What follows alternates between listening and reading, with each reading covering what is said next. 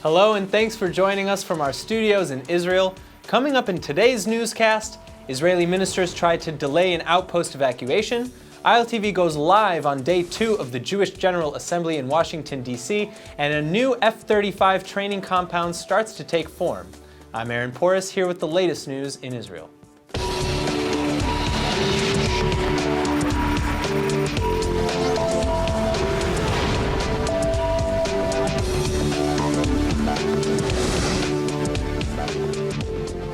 There's been a great deal of political drama in Israel recently as Likud cabinet ministers rebel against their party leader, Prime Minister Benjamin Netanyahu.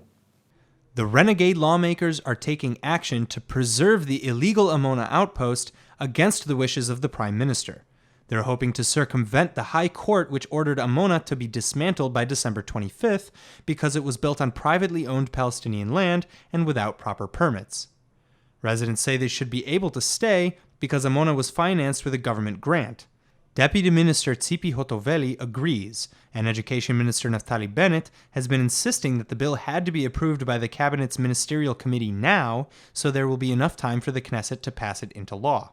אני משוכנע שכמו כל שרי הליכוד, גם ראש הממשלה ייתן רוח גבית חזקה לעשות סוף סוף את תיקון העוול הזה. תודה רבה.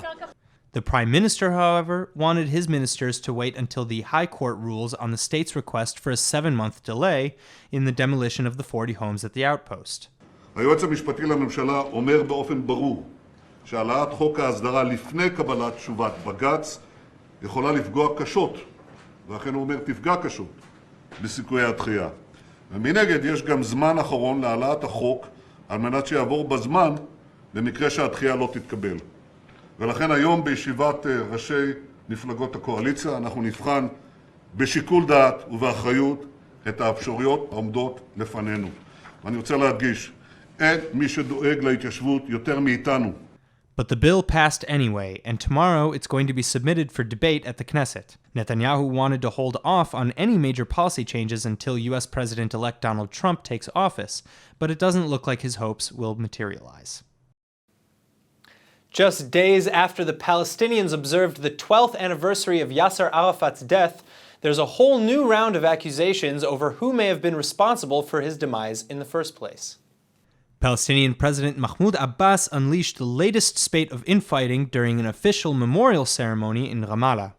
لا زال التحقيق في استشهاد الأخ الشهيد أبي عمار مستمرا. بدنا نضل وراهم لنعرف من الذي فعل ذلك. ولو سألتوني أنا بعرف. بس لا تكفي شهادتي. لكن لابد للجنة التحقيق أن تصل لتنبش من الذي فعل هذا. وفي أقرب فرصة ستأتي النتيجة وستدهشون من النتيجة ومن الفاعلين. Although he stopped short of naming suspects, Abbas's comments are widely seen as referring to the main political rival, Mohammed Dalan. In the next 2 weeks, there will be a meeting aimed at establishing the future leadership of the Fatah party, where Dalan has a lot of support. Dalan responded with his own allegations on Facebook by pointing out that Abbas was the sole beneficiary of Arafat's elimination. Saudi Arabia, Egypt, and other Arab states have been pressuring Abbas to resolve political divisions within the party, especially with Dalan, who's been living in self-imposed exile in the United Arab Emirates.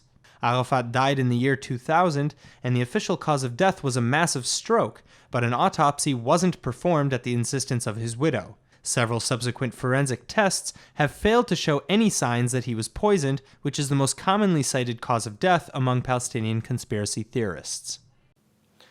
Many Israeli politicians are already embracing the anticipated changes in U.S. Middle East policy that they think will take effect in the coming Trump administration. Yesh Atid party leader Yair Lapid, on the other hand, is taking a more wait-and-see approach.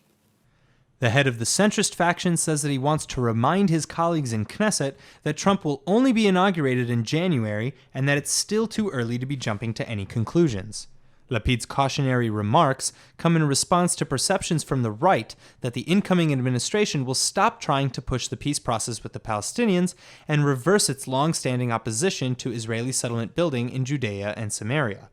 Lapid also pointed out that clear policy guidelines have yet to be released, and he wants everyone to remain patient so that Jerusalem can build a more successful relationship with the next occupants of the White House than it had with outgoing President Barack Obama. Several right-wing Israeli leaders, including Naftali Bennett, have already declared the Trump victory means the end of plans to create a Palestinian state. But other opposition MKs are echoing Lapid, saying that for now, there are still no other options to resolve the conflict other than a two-state solution. Whenever an election ends, one of the top questions for both supporters and detractors alike is, will the elected officials' policies actually reflect the campaign promises made? Well, ILTV's Steve Leibowitz sat down with the Times of Israel editor David Horowitz to ask this very question about President-elect Donald Trump. Yeah, look, the two issues on which there was friction with the Obama administration, the Palestinian issue and the Iranian issue, no question that there'll be less space between a Netanyahu leadership and a Trump leadership.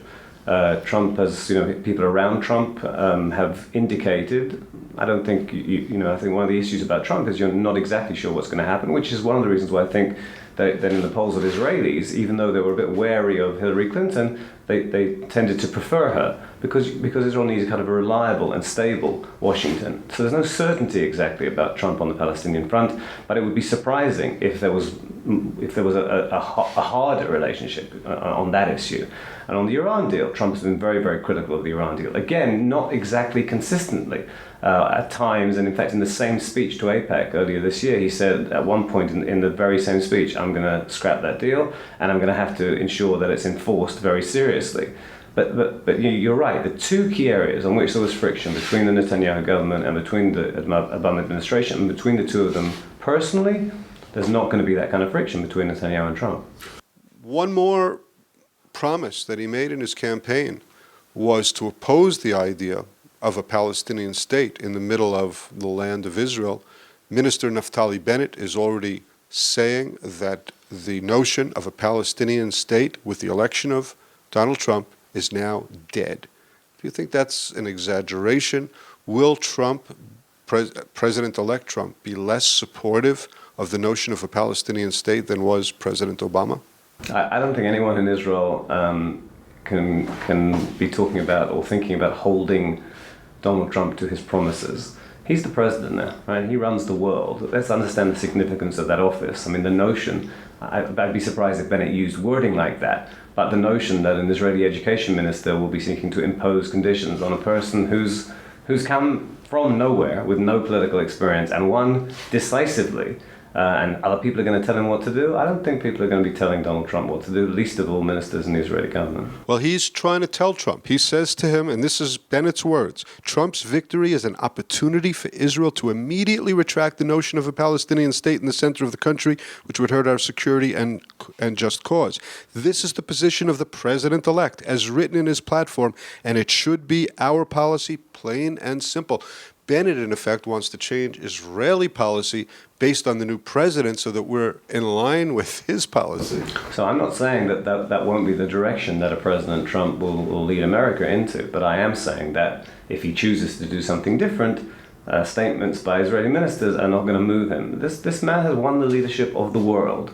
You already saw in his victory speech, he's been at rallies where the crowd has been calling to lock up his rival. He's been beyond witheringly critical of her, and yet he made a gracious victory speech in which he spoke about healing, and he reached out to her and praised her for a hard-fought campaign and so on. There's electioneering and then there's governing, and I'm not saying that Trump will abandon huge swathes of his political platform, but he said all sorts of things on the path to getting elected, and now comes the business of governance.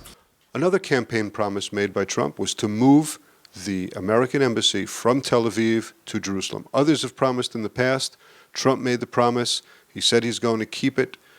What would be the implications? I think it's foolish to go into punditry about what he's going to do and assert with any confidence what he's going to do. I think you should. I don't want to be completely cynical about the political process, but I think one draws a line between electioneering and governing. So yes, he said some things. Lots of American presidential candidates over the years have spoken about moving the embassy.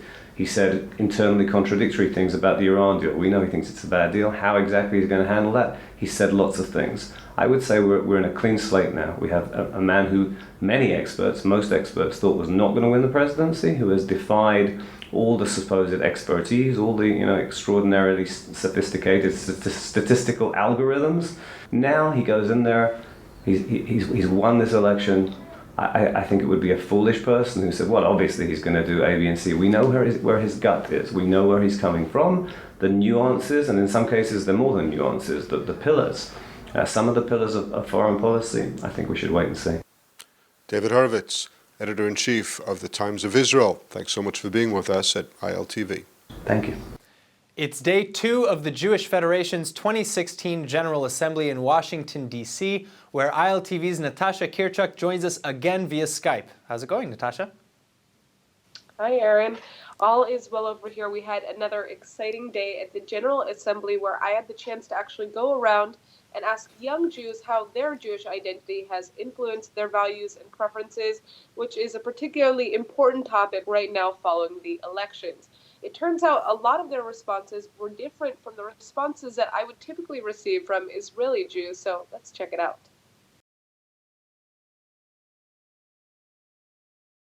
Masa Israel is home to the widest variety of immersive international experiences for Jewish young adults 18 to 30. Find the right study abroad internship, service learning, or Jewish studies program to help you grow as a person, a professional, and a leader, while also developing a robust global professional network that includes Israelis and Jews from around the world.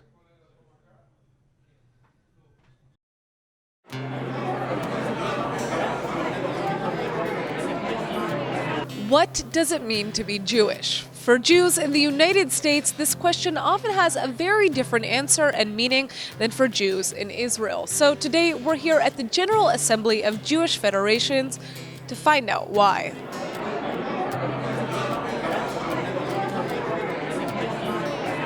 Thousands of Jewish volunteers and professional leaders from across North America are in Washington, D.C. to explore how to help shape purposeful Jewish communities. From politics to Jewish identity to the state of Israel, participants will explore every aspect of the Jewish perspective, all in hopes of better understanding one another. What does it mean to be Jewish to me? It means to be part of a community that has the same ideals, values, goals, sense of responsibility for one another. To me, being Jewish is about being accepting of all people. As an LGBTQ Jew, it's something that community has really been a great source of spirituality as well as connection for me.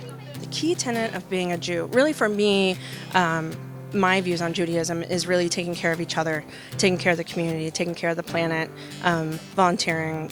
According to a new Pew Research Center survey, almost all Jews in the United States and Israel say they're proud to be Jewish. And a great majority even say they feel a strong sense of belonging to the Jewish people. But there are some major disagreements on what it means to be Jewish, especially when it comes to the role that Israel plays in that identity. Do you believe that Jews should feel an obligation to Israel? Absolutely. I think that this is what being Jewish is. It's not just about synagogue and reading Torah, but it's about Israel and the people. And I think it's a combination of being responsible to Israel, but also responsible for one another. I think that it's important to support any place that is supporting and giving refuge to Jews. I personally don't know that it's our job to govern or be involved with, because they have their own right to make their own decisions. There's definitely a place for an obligation to Israel without living in Israel. I think ultimately Israel is the place where all Jews belong. It turns out religion only plays a minor part in Jewish identity to both Jews from the US and Israel. About 1 in 5 Israeli Jews say being Jewish to them is primarily about religion, with only 15% of American Jews in agreement. But how does national identity play a role in the average American Jew's life? Do you identify as American first or Jewish first? Jewish first. Jewish first. And then American. I am an American Jew. My Jewish identity is always a part of me. It's not a defining part of me. And I think that says a lot. American Jewish or Jewish American, one thing is for sure. The Jewish identity has a strong impact on one's values and preferences.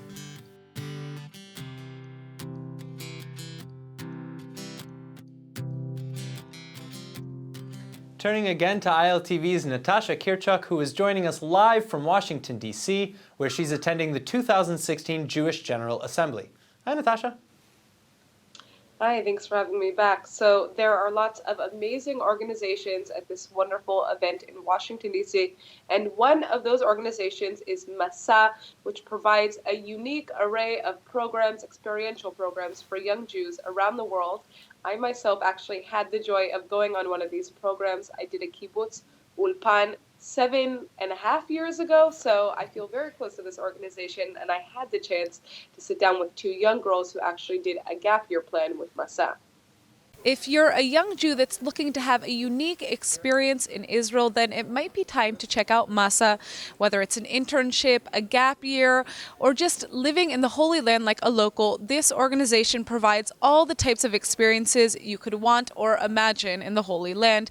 And today we have two young girls who are going to tell us about their time with Masa doing a gap year program. All right, girls, so what made you guys decide to do a gap year with Masa? So I grew up in a very Zionistic household, and when I was 18 years old, I had already been accepted to university at the University of Maryland, and I decided I was missing something. I decided I wanted more. I felt like I needed a different kind of experience to prepare me for college, and I thought that being in Israel would be the ideal opportunity, and Masa has great opportunities for gap years, so I decided that that would be the perfect choice for me to do before I went to the University of Maryland. My mom actually did a gap year. She did your course when she was younger, and so she had always talked about that as an amazing experience, and she wanted us to do the same. And so she said, "You want to go on a gap year?" And I was very, very ecstatic. I was very happy, and I started looking into programs. And I have gone to Ramah my whole life. I have done USY growing up, and so I'd heard about Nativ because they had come and spoken to us about the program, and I was very interested in the idea. And Masa offered grants, and it was just a great idea, and it really did work out. Tell us about this program. What were you guys doing during your gap year?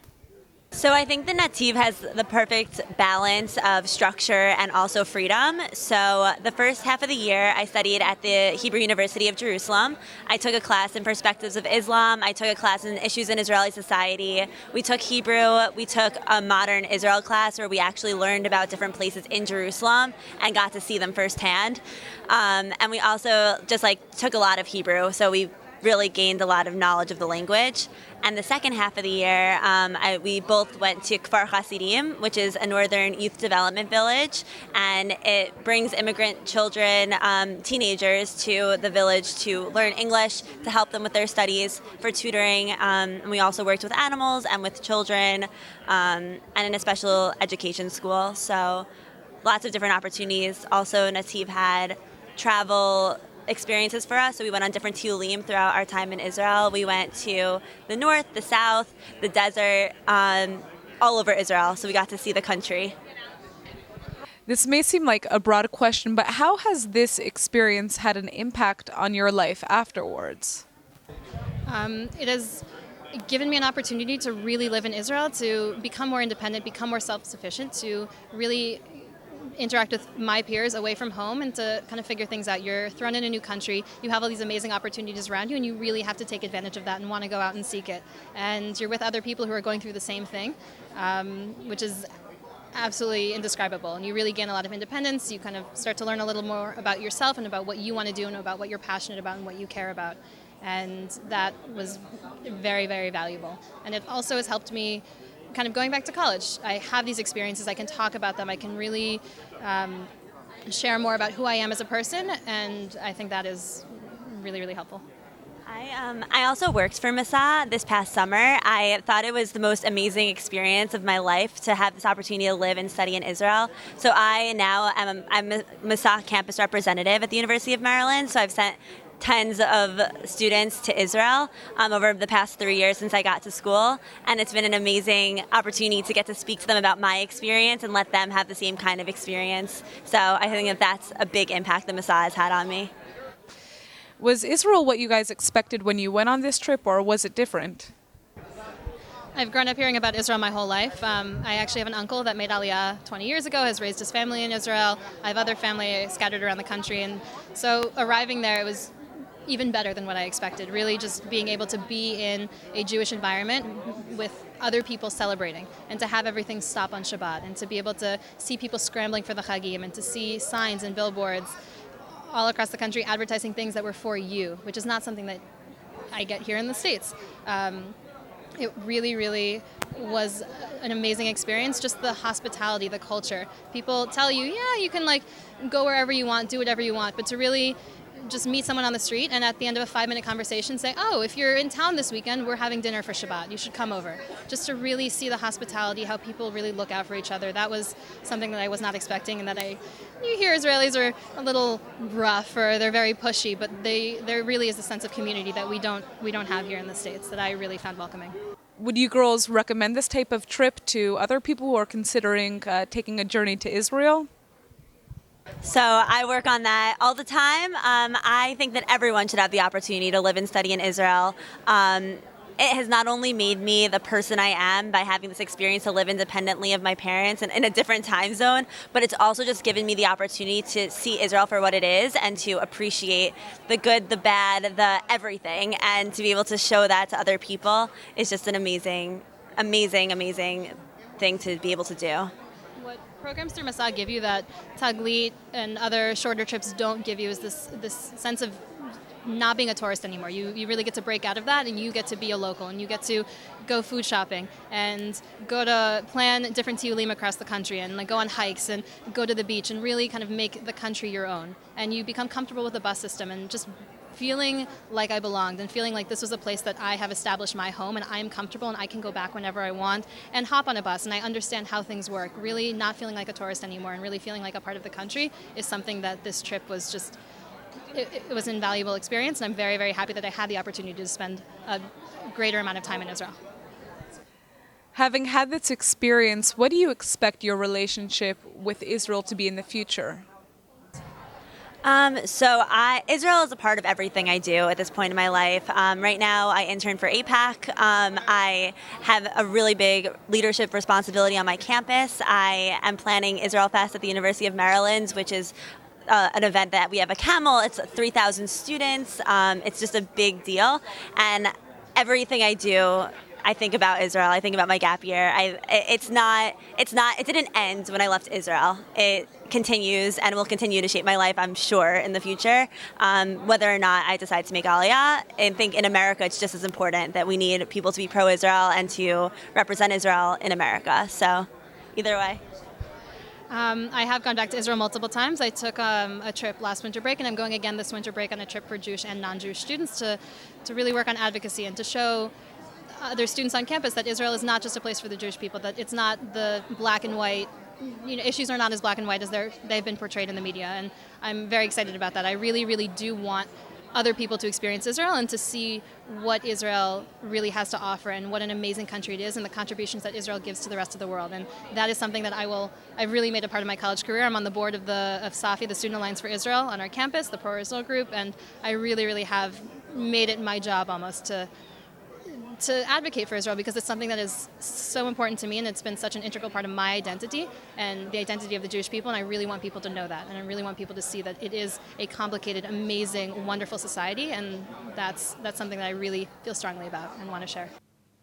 Israel and American defense cooperation just took another leap forward with the decision by Lockheed Martin to build a training center for its F-35 aircraft in the Negev desert. Today, the U.S. aerospace manufacturer announced that the Israeli-based Elbit Systems defense electronics company will operate the new compound set to be built at the Nevatim Air Base in southern Israel. The news comes just about a month before the first of 33 updated stealth fighter aircraft Israel ordered from Lockheed are expected to be delivered.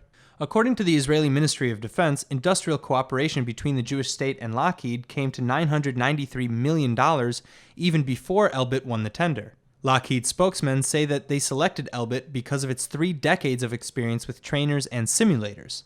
They added that the Israeli company is a world leader in high-tech display, and its advanced systems are in operational use by leading armies around the world. Because of its expertise, at least 50% of the pilot's training is going to be taking place in advanced simulators, which is extremely cost-effective. The final details between the parties are now being ironed out, and the training center is expected to already be fully operational sometime in 2017. Masa Israel is home to the widest variety of immersive international experiences for Jewish young adults 18 to 30. Find the right study abroad internship, service learning, or Jewish studies program to help you grow as a person, a professional, and a leader, while also developing a robust global professional network that includes Israelis and Jews from around the world. And now for our Hebrew word of the day. Lockheed Martin just announced today that their new F-35 stealth fighter training center will be in Israel. So today's word is lehitamen, meaning to train or to practice. Lehitamen is important in everything we do because we want to be independent and we want people to trust in our abilities. The IDF calls reserve soldiers back lehitamen. You go to school lehitamen, and lehitamen even refers to doing some simple yoga in the morning. So whatever you do in your daily life, make sure you make some time lehitamen because practice makes perfect. Let's go ahead and take a look at the weather forecast. ILTV's weather forecast is sponsored by Adopt a Savta, taking care of Israel's lonely Holocaust survivors. Tonight will be clear to partly cloudy with a low of 62 or 17 degrees Celsius. Tomorrow you can expect an additional drop in temperatures to a seasonal high of 75 or 24 degrees Celsius. All right, everybody, that's it for today's news. Today's exchange rate is 3.86 shekels to the American dollar. Remember to sign up for our daily newsletter at iltv.tv. Thank you for watching, and see you tonight.